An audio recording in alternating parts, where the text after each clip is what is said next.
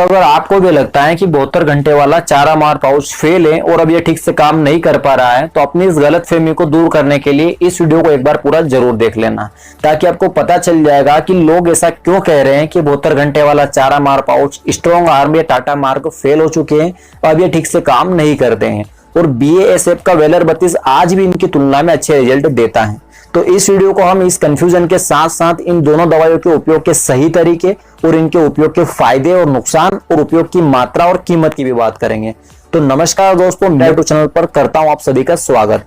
अब आगे बढ़ते हैं और वीडियो को विवरण को शुरू से ही शुरू करते हैं। अगर हम बात करें वेलर 32 की, तो ये जब से मार्केट में आया है तब से लेकर आज तक किसान भाई सोयाबीन की बुआई से पहले इसका उपयोग करते आ रहे हैं और उन्हें आज भी वेलर 32 खरपतवार नाशक का अच्छा रिजल्ट देखने को मिल रहा है। इसके रिजल्ट में आपको अगर उतार चढ़ाव देखने को मिला है तो हम उन कारणों पर भी बात करेंगे। अगर वेलर 32 की तुलना में अगर हम बात करें डव के स्ट्रॉन्ग आर्म या टाटा के मार्क खरपतवार नाशक की, तो जब से ये मार्केट में आए हैं तब से लेकर आज तक इनके रिजल्ट में काफी उतार चढ़ाव देखने को मिला है। जब स्ट्रॉन्ग आर्म खरपतवार नाशक नया नया आया था तब किसान भाई इसे नहीं खरीद रहे थे, क्योंकि उन्हें डर था कि क्या पता है काम करेगा या नहीं, क्योंकि इसका डोज काफी कम है और ये देखने में थोड़ा सा लगता है और ऊपर से महंगा भी है। लेकिन फिर भी कुछ किसान भाइयों ने डेमो के तौर पर इसे यूज किया और उन्हें काफी शानदार रिजल्ट देखने को मिले। तब से वह स्ट्रॉन्ग आर्म के फैन बन गए और बड़े स्तर पर हर साल उपयोग करने लगे। स्ट्रॉन्ग आर्म 1 या 2 साल में काफी पॉपुलर हो गया और बड़े पैमाने पर इसका उपयोग होने लगा। लेकिन बढ़ते समय के साथ साथ स्ट्रॉन्ग आर्म और टाटा मार्क के रिजल्ट में काफी उतार चढ़ाव देखने को मिले, क्योंकि एक ही साल में अलग अलग एरिया में इसके अलग अलग रिजल्ट देखने को मिले। कहीं कहीं स्ट्रॉन्ग आर्म ने 100% पूरा काम किया तो कहीं कहीं ना के बराबर रिजल्ट मिले। अब ऐसा क्यों हुआ, इसका मेन कारण अभी तक किसान भाई समझ नहीं पाए और इसी के चलते कईयों ने इसका उपयोग करना भी बंद कर दिया और कहने लगे कि स्ट्रॉन्ग आर्म फेल है। अब अगर हम स्ट्रॉन्ग आर्म के उतार चढ़ाव वाले रिजल्ट के कारण की बात करें तो पहली गलती तो कंपनी वालों ने यह कहकर कर दी कि स्ट्रॉन्ग आर्म के उपयोग का समय बुआई के बाद 72 घंटों के अंदर अंदर का बता दिया, जो कि कंपनी की प्लानिंग के हिसाब से तो सही था, लेकिन किसान भाइयों के दिमाग में तो बस 72 घंटे सेट हो गए थे और वो बुआई के बाद 72 घंटे होने पर इसका उपयोग करने लगे, जो कि एक गलत तरीका था, क्योंकि तब तक मिट्टी से नमी काफी कम हो जाती है। 72 घंटों का इंतजार करने के बजाय बुआई के बाद जितना जल्दी हो सके उतना जल्दी इसका उपयोग करना चाहिए। हो सके तो बुआई के समय ही सीड ड्रिल के पीछे पीछे स्ट्रॉन्ग आर्म का छिड़काव करे, नहीं तो फिर कम से कम 24 से 48 घंटों के भीतर ही छिड़काव कर देना चाहिए। जितना जल्दी छिड़काव करेंगे उतने अच्छे रिजल्ट मिलेंगे। स्ट्रॉन्ग आर्म के फेल होने का दूसरा कारण है मौसम। आपने बुआई के बाद 24 घंटों के अंदर अगर स्ट्रॉन्ग आर्म का छिड़काव कर भी दिया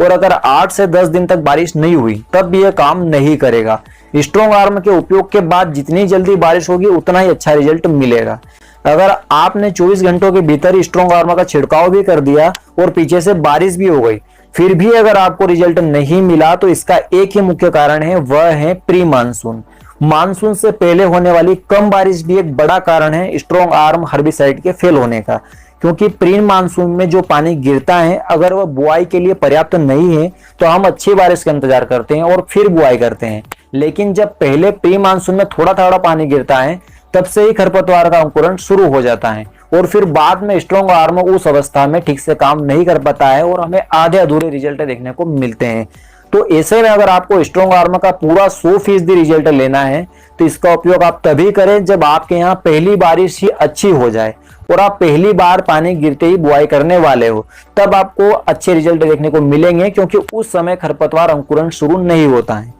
स्ट्रॉन्ग आर्म फेल होने का एक और कारण है कि छिड़काव के समय कम पानी का उपयोग करना। अगर आप 1 एकड़ जगह के लिए 200 से 250 लीटर पानी का उपयोग करते हैं तो यह सही से काम करेगा, नहीं तो कम पानी लेने पर वह आधे अधूरे रिजल्ट देगा। स्ट्रॉन्ग आर्म के उपयोग की मात्रा और कीमत की बात करें तो इसका एक पैकेट 12.4 ग्राम यानी 12.5 ग्राम का लगभग का आता है, जिसकी कीमत 500 रुपए के लगभग है और इसे हम अधिकतम 1 एकड़ जगह में उपयोग कर सकते हैं और न्यूनतम 1 एकड़ से थोड़ी सी कम जगह पर उपयोग कर सकते हैं। खरपतवार नियंत्रण की बात करें तो यह फुलकिया, दूधी और कंजरों पर 100% नियंत्रण करता है और साथ ही साथ दीवानिया, सावा घास और मोथा पर भी काम करता है। अब बात करते हैं वेलर 32 के पास या फेल होने के कारण की। तो वेलर 32 के फेल होने या कम रिजल्ट देने का मेन कारण एक ही है, और वह है इसे प्री मानसून के बाद उपयोग करना। अगर आप इसे पहली बारिश होने के बाद स्प्रे करते हैं तो ये अच्छे से काम नहीं करता है, क्योंकि इस अवस्था में भी खरपतवार अंकुरण शुरू हो जाता है। अगर आप वेलर 32 को प्री मानसून से पहले ही छिड़काव करते हैं तो ये बहुत अच्छे से काम करता है। उपयोग की मात्रा और कीमत की बात करें तो वेलर 32 का 1 लीटर का पैक 650 रुपए के लगभग आता है, जो कि 1 एकड़ जगह में उपयोग के लिए होता है, जो कि कई प्रकार के चौड़ी पत्ती वाले खरपतवार को खत्म करता है। अब वेलर 32 और स्ट्रॉन्ग आर्म के फायदे और नुकसान की बात करें तो स्ट्रॉन्ग आर्म का फायदा यह है कि वेलर 32 की तुलना में सस्ता मिलता है, खरपतवार को अंकुरण होने से रोकता है, जिससे फसल खरपतवार रहित होती है और सामान्य फसल की तुलना में अधिक ग्रोथ करती है, क्योंकि खरपतवार न उगने के कारण फसल को मिट्टी से अधिक मात्रा में पोषक तत्व मिलते हैं। बाद में खरपतवार नाशक का उपयोग नहीं करना पड़ता है, जिससे फसल को झटका नहीं लगता है और उत्पादन में वृद्धि होती है। स्ट्रॉन्ग आर्म के नुकसान की बात करें तो इसके रिजल्ट मौसम पर निर्भर करते हैं, यह एक बड़ी दिक्कत है, और संसाधन की कमी होने के कारण अगर आप 24 से 48 घंटों के भीतर छिड़काव नहीं कर पाते हैं तब भी रिजल्ट अच्छे नहीं आते हैं। कुल मिलाकर इसका उपयोग में फायदा तो है, लेकिन थोड़ी सी रिस्क भी बनी रहती है। अब वेलर 32 का फायदा यह है कि काफी समय से लगातार अच्छे रिजल्ट दे रही है, इसमें मौसम का डर भी नहीं रहता है, और वेलर 32 कई तरह के खरपतवारों को लंबे समय तक कंट्रोल करता है, वो भी खासकर चौड़ी पत्ती वाले खरपतवारों को। वेलर 32 में रिस्क भी कम है, लेकिन इसका नुकसान यह है कि एक तो यह थोड़ा महंगा पड़ता है, ऊपर से इसके डोज का पूरा ध्यान रखना पड़ता है। इसके साथ हम ओवर डोजिंग नहीं कर सकते, नहीं तो फसल के अंकुरण में भी दिक्कत आ सकती है। स्ट्रॉन्ग आर्म और वेलर 32 के बारे में और कोई भी दिक्कत या सवाल हो तो आप उसे कमेंट में बता दीजिए। यह जानकारी आपको सही और अच्छी लगी हो तो वीडियो को लाइक कर दीजिए, और अगर आपने अभी तक चैनल को सब्सक्राइब नहीं किया है तो नीचे दिए गए लाल बटन को दबाकर पास में लगी घंटी को भी दबा दीजिए।